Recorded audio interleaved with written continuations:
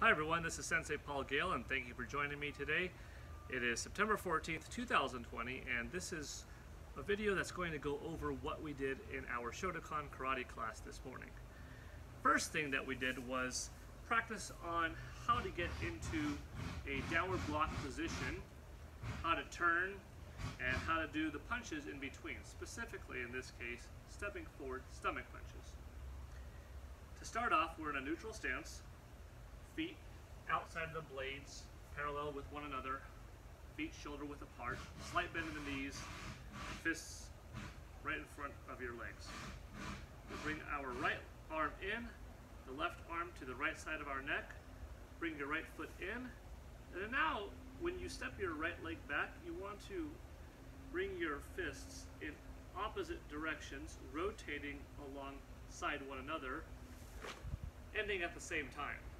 This creates friction, this creates energy in the body, and a lot of Shotokan karate's dynamic is equal but opposite tension. Energy being displaced between the right and the left, the front and the back at the same time. It's channeling this power, it's understanding how to make your body fit into these positions that generates the most amount of strength going forward, going back for offense, defense, etc.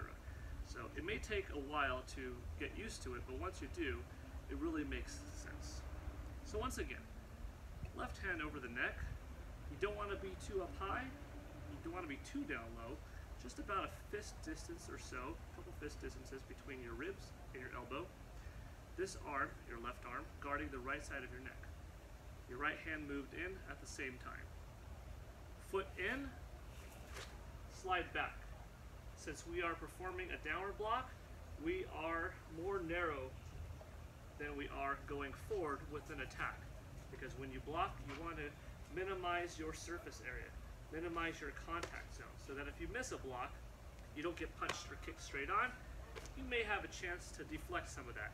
Also, when you step in forward and attack, being from this position as opposed to this position means that you're going to have more power generating in your punches, etc. going forward. So once again, from neutral, hand over the neck, other hand in, feet in, and back. I'm still shoulder width apart, front toes facing forward, back toes approximately 45 degrees angle out to the side. Now, stepping forward, bring your foot in and out. In and out. 3, 4, 5, and return. How to not return, but rather turn and punch is a little bit different, so I'm going to get into that final position, okay? Let's pretend that I just finished my 5th punch. My right leg is forward, my right hand's forward, my shoulders are straight over my hips, over my knees, over my feet. Left hand is back. Now, bring your left hand over the right side of your neck. Bring your right arm down. Look over your left shoulder. Your right hand's protecting your rib cage. You're turning. Bring your left foot around simultaneously. Pulling your arms back into their positions at the same time. Downward block. Stepping forward now. Punch. 1, 2, 3, 4, 5. Yeah. Now, how to turn from this position. Right arm down, guarding your rib cage. Left arm over the right side of your neck. Turn, move your left leg around. Downward block. Let's do it one more time. Ready? 1, 2, 3, 4, 5. Yeah. And in this case, we're going to bring our wrists together with the right hand over the left. Back. Inhale. Exhale. That was the drill that we did, going forward and back, turning appropriately after every 5. If you don't have room for 5, you may do 2, you may do 3, you may do 4. Do what you can with the given space that you've got. One of the other things that we did in class today was learn how to jab. Now there are many different ways how to spar, many different ways how to approach kumite, a fight, but using a jab, using it effectively It's one of your best tools. It's quick, it's basic, it's essential to combat. For this drill in particular, we have feet not quite in a front stance, not too low, but not straight, not completely vertical. A little bit of a bend, okay? Now, when you're in a sparring position, you don't necessarily want to jump up and down and jump forward and back because one, you don't want to waste too much energy. Two, you don't want to telegraph, so to speak. You don't want to give and tell your opponent when you're coming at them, because in that moment of being airborne, you could get sweeped. In that moment of showing that you're coming forward, you could get hit, you could get off guard. They can pre-anticipate the block, pre-anticipate your kick, your punch, whatever, already have their block and counter ready to go, and then you're out. So, if our left leg is forward, you want to have a couple of fist distances between your left elbow and your rib cage in this case. Left hand should be approximately shoulder height. Don't be forward like this, once again, 45-degree angle. Front foot is facing forward, back leg is about 45 degrees. This bottom fist is covering your rib cage. And we're just moving forward. See, my feet are still shoulder width distance apart, and I'm sliding forward. I'm trying to keep the top of my head on the same y-axis. I'm not jumping up and down. You know, you don't want to expel any unnecessary energy, but you also want to be warmed up. You want to have your cylinders pumping. You want to be ready for that moment so that you can react as quickly as possible to your opponent's punch, to your opponent's kick. Likewise, you want to be able to deliver with synergy, with comfort, your own attack. You don't want to be too stoic and not ready. There is a different fighting philosophy too, being calm and ready and slowly moving and reading your opponent. There is that approach as well, and that is also fantastic. But for right now, we are teaching how to move in a typical sparring-like position, okay? So, get your left leg forward for this drill, and we're going to apply a jab with our left hand, okay? Left leg forward, right leg back, shoulder width apart, even energy, weight displacement between the front and the back. Left hand up, right hand guarding, and jab. When I jabbed, I'm forward. My stance is longer forward and back than it was. I punched with my left hand to my own left nose area, upper lip zone. I pulled my right hand back, and I cover. Once again, from this perspective, I'm moving around, and one. I punch straight forward. I come back. The reason why the jab can be so effective is that it's so quick. You dictate how far you need to be from your opponent. Practice on something. It could be a punching bag, it could be a pillow, it could be a soft target to hit if you don't have an opponent to work with. And find how much distance can you cover from here. Right now, my fist can come out here without moving, to here. From here to here. How much ground can I cover, and in how much time? Because this will get you a good gauge that when you're developing your own sparring style, you know how far do I have to be from my opponent to land a jab. That's how you could dictate the distance in your kumite.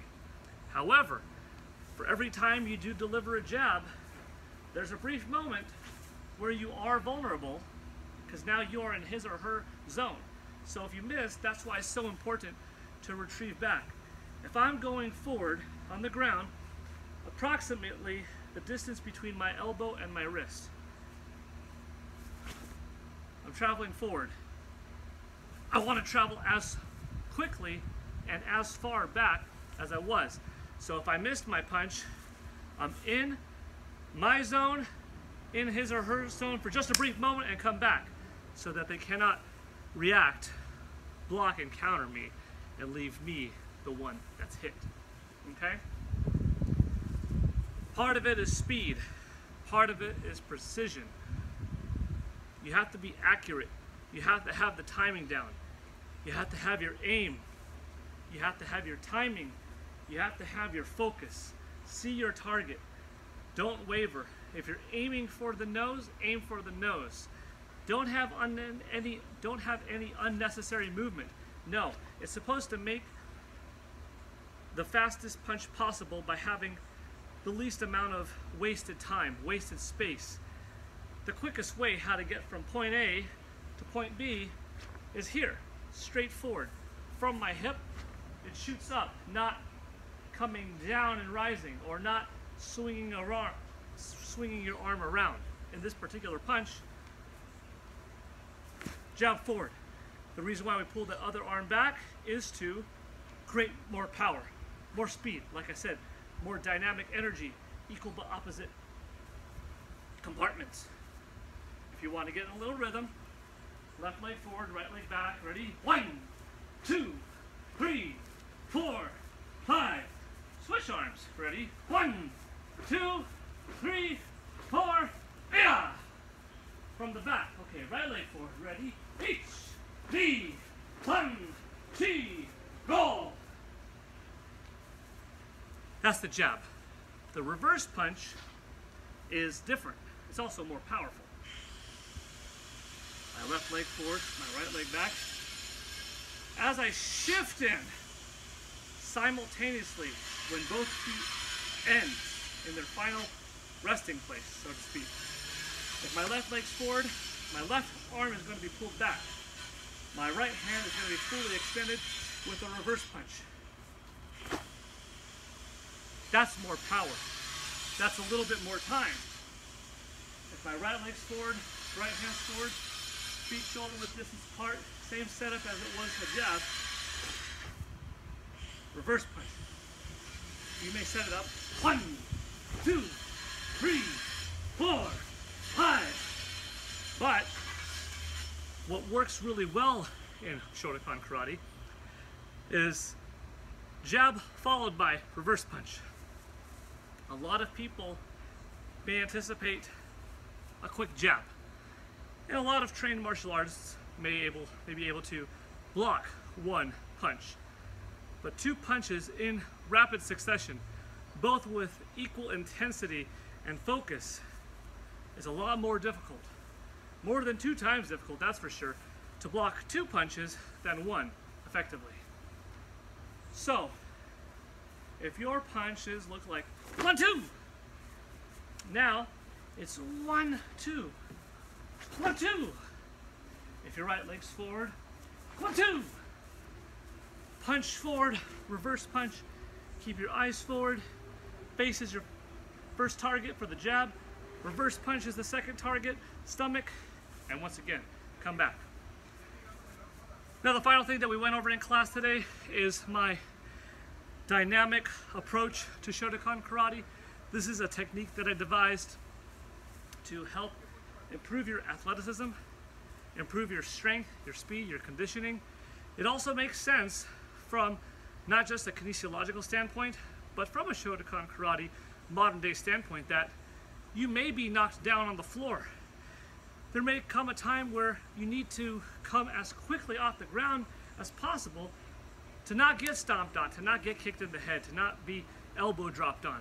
So that's one of the reasons why I train in this dynamic type scenario where in this case, and you could do this modifying it however you need to for your own athletic level, whether it's your knees, your wrists, etc. Adjust it accordingly. For me, I could drop down from here, my 5'11" height, drop down, push up, spring up, my left leg's forward, reverse punch, come back. But if that's a little too intense, you can crawl down, jump back, do your push up, spring forward, do your reverse punch. If that's too intense, you can come down, do your push up, one by one, even do a knee push-up. Instead of jumping, you could crawl crawl one leg forward, crawl the other leg forward, do your reverse punch. You don't have to drop from your height. You don't have to do an explosive legs jumping back, legs jumping forward, spring up punch scenario. Especially if you do this multiple times, it takes a lot of energy out of you. It takes a bit to work up to it. However, if you can, do your best. Do your best. If you could do it, do your best. You know, whatever you do it well. And whether you are in this category and moving up, or in this category and just getting more proficient faster, you will see improvement regardless. Be careful. Take it slow. If you could do several reps, once again. If my push-up is from here, I spring up so that my left leg is forward, my right leg is back. I'm now ready for a reverse punch with my right arm. Or, if I'm doing my push-up, springing up so that my right leg is forward, right hand's forward, now it's a reverse punch with my left arm, and return. Good job in class today. Thank you for attending, as always. I hope this video serves you well and helps you understand more and more about why we do what we do, its effectiveness, its usefulness, and good job. Keep up the good work, and I'll see you next time in class. This is Sensei Gale signing out. Bye.